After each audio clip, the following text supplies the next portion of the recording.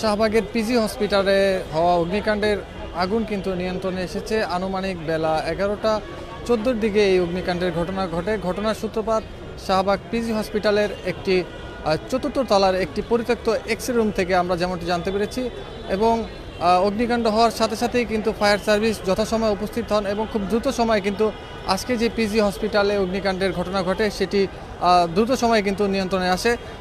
সেই অগ্নিকাণ্ডের যেই মূল ঘটনার যেই স্পট রয়েছে আমরা সেখানে দাঁড়িয়ে আপনাদের দেখানোর চেষ্টা করছি। এখানে কিন্তু অগ্নিকাণ্ডের ঘটনা ঘটে। এখানে একটি শর্ট সার্কিট থেকে এটি ছিল এক্সরের পরিত্যক্ত রুম, এখানে সেখান থেকে কিন্তু অগ্নিকাণ্ডের ঘটনা ঘটে। এখানে আমরা যদি আনসার সদস্যদের সাথে কথা বলি,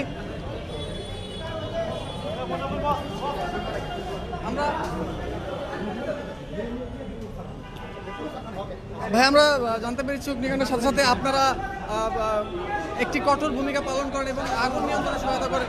কি করেছিলেন যখন আসলে আগুন নিয়ন্ত্রণ করার জন্য আমাদের যতটুকু করণীয় আছে আমরা সর্বোচ্চটা দিয়ে চেষ্টা করছি। সর্বপ্রথম যখন আগুনটা লাগে তখন আপনার একটা ছোটো রুম থেকে আগুন লাগে, সিলিং দিয়ে ধোঁয়া আইসা গরম হয়ে যায় পুরো ফ্লোর। তখন এখানে থাকা যাচ্ছে না, এরকম পরিস্থিতি। কিছু মানুষজন ছিল, তাদেরকে নিচে নামানো হয় তাৎক্ষণিকভাবে। পরে আমরা আইসা আপনার সিলিংগুলা ভেঙে তারপরে ওই রুমে ফায়ার এক্সটিংগুইশার যতটা আছে নিচে এই পুরা ফ্লোরে সবগুলো আনা হয়েছে। অল্প কিছুটা কাজ করছে না। তারপরে আপনার বাথরুম থেকে আমরা পানি নিয়ে প্রায় 80% আগুন নিয়ন্ত্রণ করতে পারছি। তারপরে ফায়ার সার্ভিস আসছে, পুরোটা আগুন নিয়ন্ত্রণ করতে পারছি। এটুকু পর্যন্তই আমাদের কাছে ছিল। আমাদের 30-35 জন 5 মিনিটের মধ্যে এখানে চলে আসছে। এটা আপনার একটা পরিত্যক্ত একটা রুম ছিল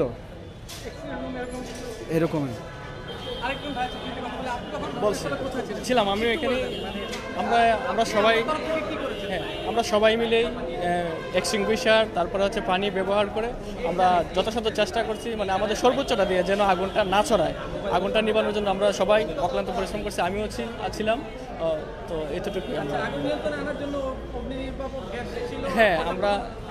ওই রুমে তো এই রুমে তো এতগুলো এক্সটিংগুইশার নাই।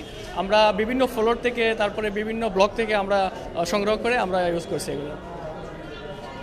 দর্শক যেমনটি শুনছিলেন যে এখানে অগ্নিকাণ্ডের সাথে সাথে এখানে পিজি হসপিটাল যে কর্মরত আনসার সদস্যরা ছিলেন তারা দ্রুততার সাথে কিন্তু আগুন নিয়ন্ত্রণে আসতে সহায়তা করে এবং ফায়ার সার্ভিসের সহায়তায় কিন্তু তারা আগুন নিয়ন্ত্রণে। দর্শক এই জায়গাটি এখনও কিন্তু শর্ট সার্কিট রয়েছে এবং আনসার বাহিনী আমাদেরকে জানিয়েছে এই জায়গাটি এখনও ঝুঁকিমুক্ত নয়, এখানে এখনও শর্ট সার্কিট রয়েছে। এই শর্ট সার্কিট থেকেই অগ্নিকাণ্ডের ঘটনা ঘটে।